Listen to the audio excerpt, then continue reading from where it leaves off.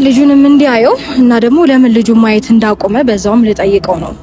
ሩታ ከረፈደ በኋላ ነገሮችን እንዴት ማስተካከል እንዳለባት ቤቷን በምን አይነት መንገድ መመለስ እንዳለባት የተረዳች ይመስለኛል ማለት ነው። እንደውም እኔ ከሰሞኑ በቃ ከዚህ ነገር ጀርባ የሆነ ነገር አለ ምናምን እያለን ብዙ ነገሮችን ስንል ነበረ። ግን እቺ ልጅ በቃ ከዚህ በፊት ያጠፋቻቸው ጥፋቶች ምን ያክል ዋጋ እንዳስከፈሏት፣ ምን ያክል ህይወቷን ምስቅልቅል እንዳደረጉባት የተረዳች ይመስለኛል። ምክንያቱም ወንድሞቼ እያለች ዘመዴ እያለች ሜሪ እያለች ዳኒ እያለች እየሄደች ያደረገቻቸው ነገሮች ሙሉ በሙሉ የልጇን አባትና ባሏን እንዲሁም ትዳሯን ሜዳ ላይ እንድትበትን እንዳደረጋት በደንብ የተረዳች ይመስለኛል። ለዛ ነው ከሰሞኑ ሜሪ አትሉ ዳኒ አትሉ እንዲሁም ሌሎችንም ሰዎች ሙሉ በሙሉ ጥርግ አድርጋ ከህይወቷ እያስወጣች ያለችው ማለት ነው።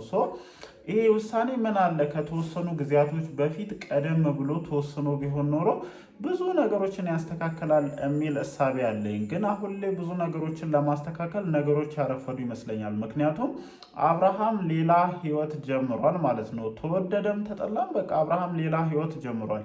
ይህንን ነገር እኛ ብቻ ሳንሆን ሩታ ራሱ አምናበት ተቀብላለች። ከዚህ በኋላ ልጇን አባት ማሳጣቱ የዚህን ያክል ጠቃሚ መስሎ እየታያት አይደለም። ለዛም ይመስለኛል ሰላም አውርዳ ከአብርሃም ጋር ቢያንስ የልጁን አባትነት እንትን ብሎ ልጁን እየጠየቀ ልጁን መንከባከብ ባለበት መንገድ እየተንከባከበ እንዲቀጥል እየፈለገች አለችው። ዛሬም ለዛ ይመስለኛል። ምክንያቱም ከሰሞኑ በጣም ብዙ ሰበቦችን እየፈጠረች አብርሃምን እያገኘች ነው። ግን ደግሞ ልክ እሱ ከዚህ ቀደም እንደሚያደርገው ልጁን ለማየት በተደጋጋሚ እየመጣ አይደለም።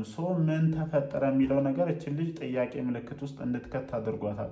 በነገራችን ላይ ይሄ በእነሱ ህይወት ብቻ የተከሰተ ነገር አይደለም። ብዙ ባለትዳሮች ይጋባሉ፣ ነገሮች ሳያስማሟቸው ሲቀሩ ይለያያሉ። በመካከላቸው ልጆች ይኖራሉ እና በጣም የሚደብር ነገር ልንገራችሁ። እናትና አባት በሚለያዩበት አጋጣሚ እናት አባትን እንዲጠላ ልጅ ደግሞ አባት ደግሞ እናትን እንዲጠላ ልጆች ጭንቅላት ውስጥ የሚቀርጹት በጣም ደባሪ ነገር አለ ማለት ነው። መደረግ የሌለበትና በጣም መወገዝ ያለበት ነገር ማለት ነው። በእኔና አብሮኝ በሚኖረው የትዳር አጋሪ መሀል የሚፈጠሩ መለያየቶች ወይም መቃረኖች ሊኖሩ ይችላሉ። እኛ ውስጥ ያለውን ነገር ልጆቻችን ውስጥ በፍጹም ማስረጽ የለብንም። በፍጹም ማለት ነው። ከኛ ጋር ያ ሰው ምንም አይነት ነገር ውስጥ መግባት ቢችል እና የፈለገ ደረጃ ላይ መድረስ ቢችል ለልጃችን አባት መሆኑን መርሳት የለብንም። ያቺም በተመሳሳይ መልኩ ከባድ ነገር ውስጥ መግባት ብንችልም የልጃችን እናት መሆኗን መርሳት የለብንም። ይሄ ነገር በሁሉም ዘንድ ጥንቃቄ ሊደረግበት የሚገባ አይነት ነገር ነውና ሩታ ከሰሞኑ አብርሃም መቶ ልዑሌን ልክ ከዚህ ቀደም ትሪት እንደሚያደርገውና ይዞት እንደሚወጣው እንዲሁም እንደሚጠየቀው አለመጠየቁ ጥያቄ እንድታነሳ አድርጓታል። እሷ ናት ከሰሞኑ በተደጋጋሚ ምክንያት እየፈጠረች እየሄደች እያገኘችው ያለችው እና ዛሬ ልጇን አምጥታ ልጁን ማየት እንደሚገባው ተናግራ ልጁን ስትሰጠው ተመልክተናል። እና በጣም ከረፈደ ብዙ ነገሮች እየገባሽ መሆኑ እኔ አሳዝኖኛል። የምሬን ነው የምላችሁ ጋይስ፣ የምሬ ነው። ምን አለ ከዚህ የተወሰነ ጊዜ ቀድማ እነዚህ ነገሮች መረዳት ብትችልና ማድረግ የምትችል ምክንያቱም የዋህነቷን ተጠቅመው በጣም ብዙ ሰዎች በእሷ ህይወት ውስጥ ገብተው እንደፈለጉ አብኩተው ልጅቷን እንደዚህ አይነት ደረጃ ላይ ጥለዋት ሄደዋል።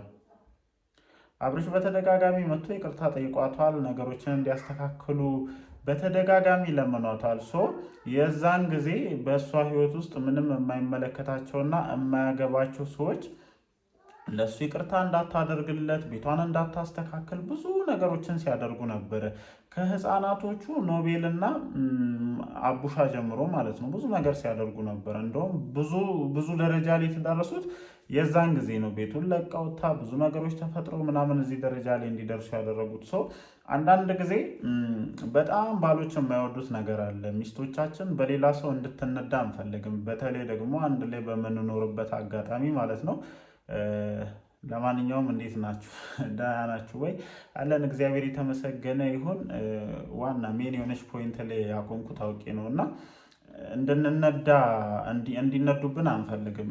ያ ነገርም ይመስለኛል አብርሃም የዚህን ያክል እሷ ላይ ተስፋ እንዲቆርጥና ከዚህ በኋላ በቃኝ የሚል ደረጃ ላይ እንዲደርስ ያደረገው ያ ነገር ይመስለኛል። በጣም በሰዎች ስትነጂ ነበረ። በጣም የቤትሽን ነገር አሳልፈሽ ለሌላ ሰው እየሰጠሽ ነበር። በአንቺ ህይወት ሌሎች ሰዎች እንዲወስኑ በደንብ ክፍት አድርገሽ እየሰጠሽ ነበረ። በጣም ከረፈደና ብዙ ነገሮች ከተበላሹብሽ በኋላ በአንቺ ህይወት ሰዎች እንደማይወስኑና ከህይወትሽ መውጣት እንዳለባቸው እየተናገርሽ ነው። እኔ ይህንን ነገር ብዙም አልደገፍኩሽም፣ ምክንያቱም ከረፈደ የወሰንሽው ውሳኔ ስለሆነ ማለት ነው። ይህንን ነገር ማድረግ የነበረብሽ ከዚህ ቀደም ነበረ። ሁለታችሁም ቤት ውስጥ እያላችሁ ትዳራችሁ እዚህ ደረጃ ላይ ሳይደርስና ነገሮች የዚህን ያክል ሳይጋጋሉ እንደዚህ አይነት ውሳኔዎችን ብትወስኝ ኖሮ ሄርሜላ የምትባልም ሴት በህይወታችሁ አትኖርም ነበረ። ነገሮችም የዚህን ያክል ተካረው አይመጡም ነበረ። እውነታው ይሄ ነው። ምክንያቱም አንቺ እነዛ ሁለት በጣም ገና ብዙ ስለ ህይወት ብዙ ነገር የሚቀራቸውን ልጆች አምነሽ ከቤት ወጥተሽ፣ ምክንያቱም በማስተዋል ደረጃ እነሱን የሚበልጡ በጣም ብዙ እህት ወንድሞች እንዳሉ እናውቃለን። እነዚህ ሰዎች ለምን ዝም አሉ? በቃ ትዳር በዚህ መንገድ ሊስተካከል እንደማይችል ስለሚያውቁ አንቺ እነዛን ሰዎች አምነሽ ሻንጣሽን እየጎተትሽ ትወጫለሽ። ሲፈልጉ ከቤት አትወጪም ይሉሻል። አንቺ ነበርሽ ምንም ሴት ብትሆኝ እነዛን ሰዎች ኮንትሮል ማድረግ የነበረብሽ። ምክንያቱም አንድ ስቴፕ ከእነሱ ቀድሜሽ ሄደሻል። ብዙ ነገሮችን አይተሻል። ህይወት መስርተሻል። ትዳር የሚባለውን ነገር አይተሻል እና ያንን ነገር ኮንትሮል ማድረግ እየቻልሽ የራስሽን ህይወት እነዚህ ሁለት ህፃናቶች ኮንትሮል እንዲያደርጉ እድሉን ሰጠሻቸው። ከዛ ይባስ ብለሽ ደግሞ ሜሪዳን የሚባሉ ሰዎች ማለት ነው። ጓደኝነት ነው። በነገራችን ላይ ማንም ሰው ጓደኝነትን አይጠላም። ማንም ሰው ከሰው ጋር ተቀራርቦ መኖርን አይጠላም። ግን ደግሞ ባውንደሪ የሚባል ነገር አለ፣ ወይም ገደብ የሚባል ነገር አለ። በተለይ ደግሞ ትዳር ውስጥ ያላችሁ ሰዎች ይህንን ነገር በደንብ ማበጀት መቻል አለባችሁ።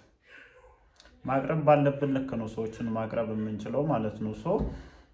አሁን ነው አንቺ እየተረዳሽ ያለሽው። ማቅረብ ባለብሽ ልክ ስላላቀረብሽ በጣም ብዙ ከተጎዳሽ በኋላ ህይወትሽ መስቀልቅሉ ከወጣ በኋላ ሲገባሽ እነዚህን ሰዎች ወደ ህይወቴ አትግቡብኝ ማለት ጀመርሽ። ትላንትና እኔም ይሄንን ነገር ስቃወመው ነበርና ይሄ ነገር አስፈላጊ አይደለም። ምክንያቱም ማለፍ ካለበት መንገድ አልፏል። በጣም ብዙ ሚስጥሮችን አሳልፈሽ ሰጥተሻል። ብዙ ነገር ስለ አንቺ ህይወት እነዚህ ሰዎች ያውቃሉ። እያንዳንዱ ነገር እንዴት ተፈጥሮ እንዴት ሆነው እንዴት እዚህ ደረጃ ላይ እንደደረሱ ያውቃሉ። ሚስጥራችሁን የሚያውቅ ሰው ደግሞ ልክ በተጣላችሁ ቅጽበት ጠላታችሁ ሆኖ ነው ቁጭ የሚለው ማለት ነው። ስለዚህ አንዳንድ ጊዜ ከረፈደ መወሰን የሌለብን ውሳኔዎች አሉ። በቃ ስህተት እንደሰራንም እያወቅን ብዙ ጥፋቶችንም እንዳጠፋን እያወቅን አርፈን ቁጭ ብለን ምን አለ ባላደረግን እያለን ከራሳችን ጋር ብቻ እያወራን መተው ያለብን ውሳኔዎች አሉ እና ብዙ ነገር ከረፈደ ገብቶሻል። ይሄ መሆኑ ደግሞ በጣም አሳዝኖኛል። እግዚአብሔር ይርዳሽ። ነገሮችን ማስተካከል የምትሽበትን አቅም እግዚአብሔር ይስጥሽ። ሌላ ምንም ሊባል የሚችለው ነገር የለም። የምሬን ነው የምልሽ። ዛሬ በጣም ስላሳዘንሽ ነው የዚህን ያክል እየተናገርኩ ያለሁት። ምክንያቱም አባትየው መጥቶ ልጁን አለማየቱ ራሱ ምን ያክል እንዳስከፋሽና ምን ያክል እንዳከበደብሽ ነገሮችን ስለተረዳዎች ነው ይህንን ነገር እያልኩ ያሉት ማለት ነው። አይደለም ሌላውን ነገር ተይው፣ አይደለም ሲገባ ሲወጣ ልጁን ማቀፉን ተይው፣ መጥቶ አለማየቱ ራሱ ምን ያክል አንቺ ላይ ተጽዕኖ እንዳለው ዛሬ በደንብ የተረዳሽ ይመስለኛልና አይሚን አላቅም። እኔ ነገሮችን በተንኮል በሴራ ምናምን አስተካከላለሁ ብለሽ ከጀርባ የምትሄጅባቸው መንገዶች ፍጹም አያዋጡሽም። በቃ አብርሃም ተመለሰም አልተመለሰም የራስሽን ህይወት አክብረሽ ልጅሽን በአግባቡ ይዘሽ ከአባቱ ጋር ያለውን ሪሌሽንሽፕ በማይጎዳ መልኩ ነገሮችን አስተካክለሽ የምትቀጥይበትን መንገድ ብትፈልጊ የተሻለ ነው። አብርሃም ምርጬ ሄርሜላ ነች ካለ ደግሞ ከዚህ በላይ የእሱን እንትን መጫን ይኖርብሻል ብዬ እንደኔ አላስብም። ግን ብዙ ነገሮች አሉ። ያው ለማንኛውም እውነታውን ነው እኔ እዚህ ጋር ካለው ነገር አንጻር እውነታውን ማውራት ስላለብኝ ነው ይሄንን ንግግር እየተናገርኩ ያለሁት። ከጀርባ ሌላ ነገር የለም ምናምን ማለት አይደለም። ለማንኛውም የሚፈጠሩ ነገሮችን አብረን ለማየት እንሞክራለን። እናንተስ ዛሬ በተለቀቀው ቪዲዮ ዙሪያ ምን ሀሳብ አላችሁ? እንደተለመደው ሀሳባችሁን ኮመንት ሴክሽናችን ላይ ማስፈራችሁን አትርሱ። ወዳችኋለሁ። ይመቻችሁ።